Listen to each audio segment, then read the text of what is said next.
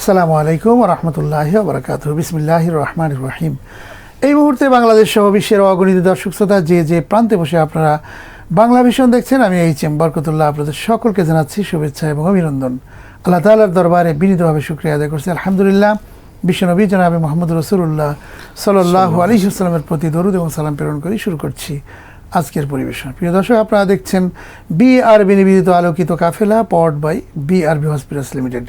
ইতিহাসের এক জীবন্ত শহর তুরস্কের রাজধানী ইস্তাম্বুল।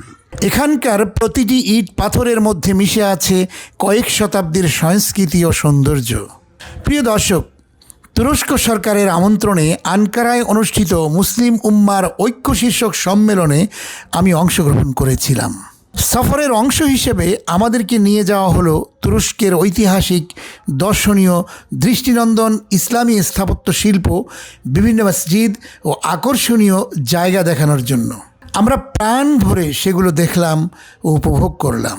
সুপ্রিয় দর্শক শ্রোতা, আমরা এখন যাচ্ছি সেই তুরস্কের ইস্তাম্বুল শহরের ঐতিহ্যবাহী আকর্ষণীয় একটি মসজিদে, যে মসজিদটির নাম হচ্ছে সুলাইমানিয়া মসজিদ।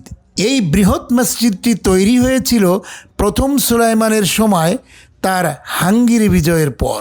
সিনান নামক স্থপতির দ্বারা এটি 1550 থেকে 1557 সালের মধ্যে তৈরি হয়েছে।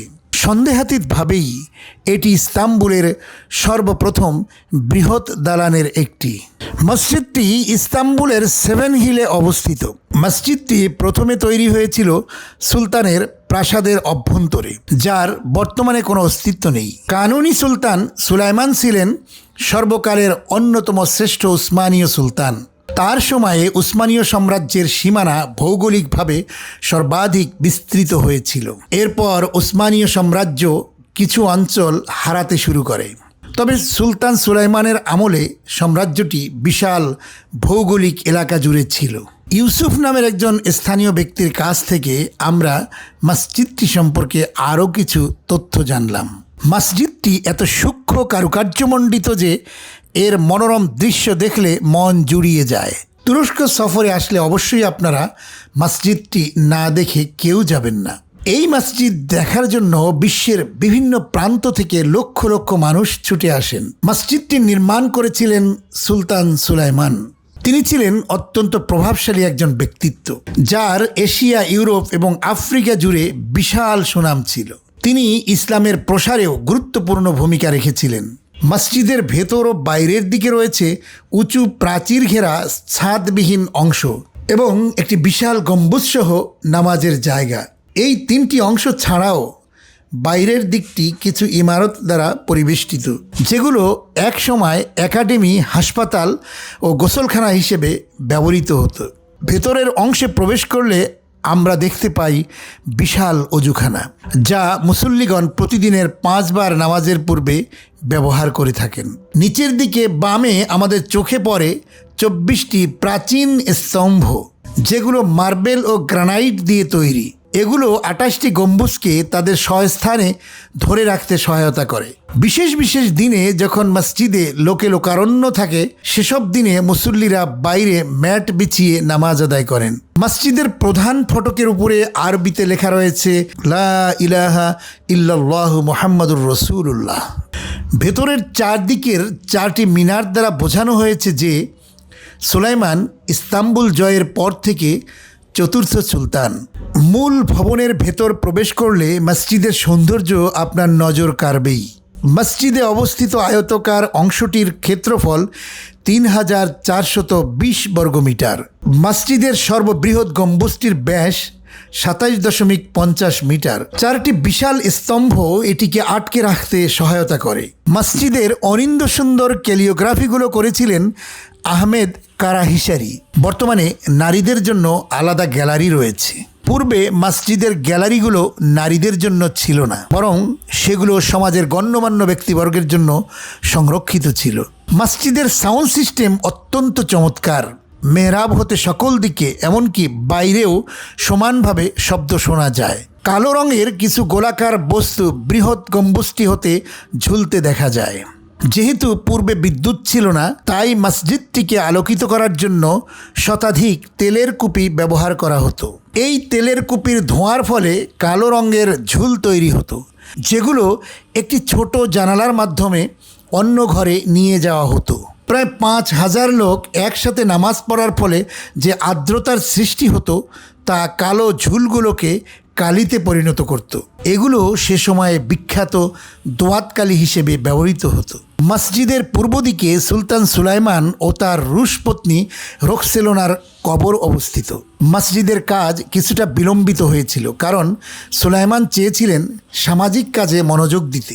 পারস্যের শাহ এই ব্যাপারটি শুনেছিলেন এবং দূতের মাধ্যমে কিছু মূল্যবান পাথর পাঠিয়েছিলেন সুলাইমানের সাথে রসিকতা করার জন্য। তিনি বলে পাঠিয়েছিলেন, আমি শুনলাম তুমি আর্থিক অভাবের কারণে মসজিদের কাজ করতে পারছো না। এই পাথরগুলো বিক্রি করে যা পাও তা দিয়ে মসজিদের কাজ চালাও। এটা শুনে সুলাইমান রাগান্বিত হয়েছিলেন এবং স্থপতিকে আদেশ দিয়েছিলেন পাথরগুলোকে মিনারের গাঁথনিতে ব্যবহারের জন্য। বাদশাহ সুলাইমানের চিন্তাধারা ছিল সমাজ উন্নয়নমূলক। বিশেষ করে আল্লাহর ঘর মসজিদ নির্মাণের জন্য তিনি বিপুল পরিমাণ অর্থ খরচ করেছিলেন। তুরস্কের এই স্থাপত্যশৈলী ও মসজিদগুলোর দিকে লক্ষ্য করলে বোঝা যায় তৎকালীন যুগের সুলতানগণ ইসলামের আলোকে উদ্ভাসিত করার জন্য নিবেদিত প্রাণ ছিলেন। সুলাইমানিয়া মসজিদ দেখার পর আমরা এখন যাচ্ছি তুরস্কের রাজধানীতে অবস্থিত ব্লু মস্ক বা সুলতান আহমেদ মসজিদে। ইস্তাম্বুল শহরের বুকে যেন এক গাঁথনি হয়ে দাঁড়িয়ে আছে এক অপূর্ব নিদর্শন সুলতান আহমেদ মসজিদ, বিশ্বে যা ব্লু মস্ক নামে অধিক পরিচিত। মুসলিম স্থাপত্যকলার এক উজ্জ্বল কাজ এই মসজিদ, যার নীলচে গম্বুজ ও দেয়ালে বসানো রঙিন টাইলস যেন ইতিহাসের গায়ে অমর রং তুলেছে।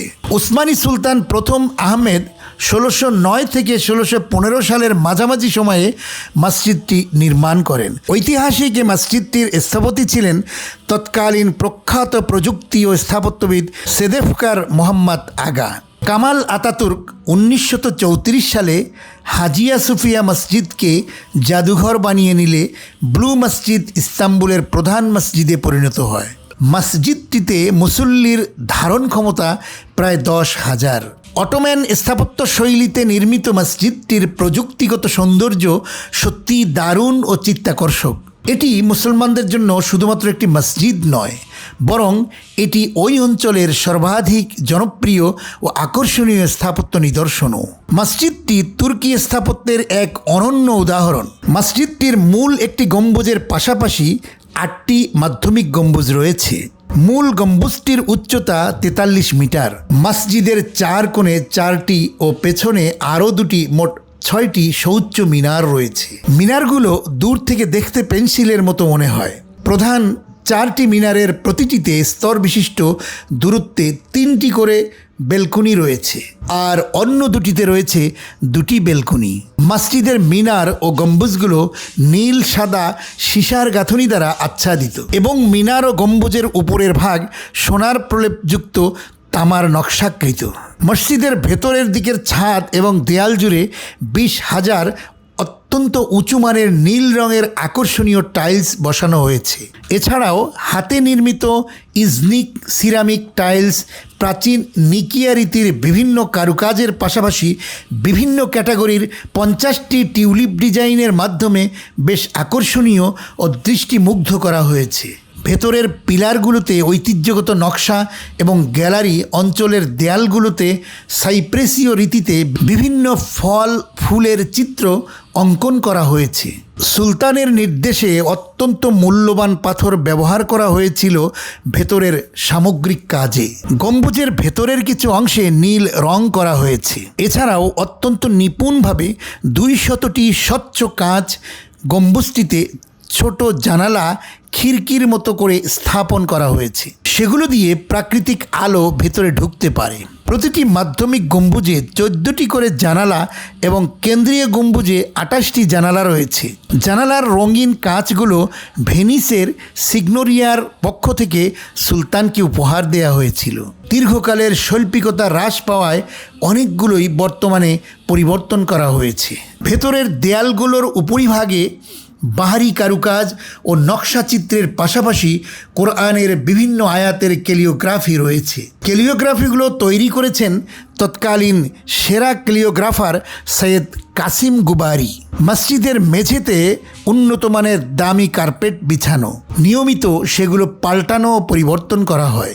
মসজিদের দৈর্ঘ্য 240 ফুট ও প্রস্থ 213 ফুট।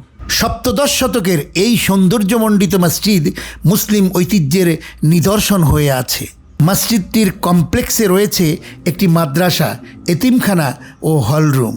দেয়াল ঘেরা সুপরিসর আঙিনায় রয়েছে কয়েকটি ফোয়ারা। প্রতি বৃহস্পতিবার মসজিদের আঙিনা থেকে বসফরাস প্রণালীর সরু জলপথ স্বচ্ছ পানিতে সূর্যাস্ত দেখার জন্য প্রচুর লোকের সমাগম হয়। আর রাতের বেলা বাতির আলো যখন মসজিদের মূল গম্বুজ শাখা ও মাধ্যমিক গম্বুজ এবং মিনারগুলোর উপর পড়ে, তখন অভূতপূর্ব দৃশ্যের অবতারণা হয়। সেটি দেখার জন্য অনেক পর্যটক দীর্ঘ রাত পর্যন্ত সেখানে অবস্থান করেন। প্রিয় দর্শক শ্রোতা, এতক্ষণ আমরা তুরস্কের ইস্তাম্বুল শহরের আকর্ষণীয় ঐতিহাসিক মসজিদগুলো প্রাণ ভরে দেখলাম ও উপভোগ করলাম। এবারে আমরা জানব মসজিদ নির্মাণ করলে কি সওয়াব হয় এবং এর ফজিলতই বা কী রয়েছে।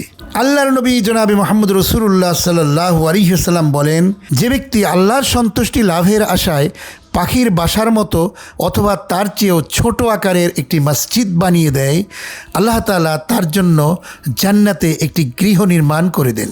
আল্লাহ তাআলা যেসব গৃহকে মর্যাদায় উন্নীত করার এবং সেগুলোতে তার নাম স্মরণ করার আদেশ দিয়েছেন, তার পবিত্রতা ও মহিমা ঘোষণা করে এমন লোকেরা যাদেরকে ব্যবসা বাণিজ্য, ক্রয় বিক্রয়, আল্লাহর স্মরণ, নামাজ কায়েম এবং জাকাত প্রদান করা হতে বিরত রাখে না। তারা ভয় করে সেই দিনকে যেদিন অন্তর ও দৃষ্টিসমূহ ভীত বিহ্বল হয়ে পড়বে। প্রিয় দর্শক শ্রোতা মণ্ডলী, আপনারা এতক্ষণ দেখলেন বিআরবি নিবেদিত আলোকিত কাফেলা, powered by BRB hospitals limited. আজ এ পর্যন্তই। আগামী অনুষ্ঠান দেখার আমন্ত্রণ জানাচ্ছি। আপনারা সবাই ভালো থাকুন, সুস্থ থাকুন। আল্লাহ হাফেজ। আসসালামু আলাইকুম ওয়া রাহমাতুল্লাহি ওয়া বারাকাতুহু।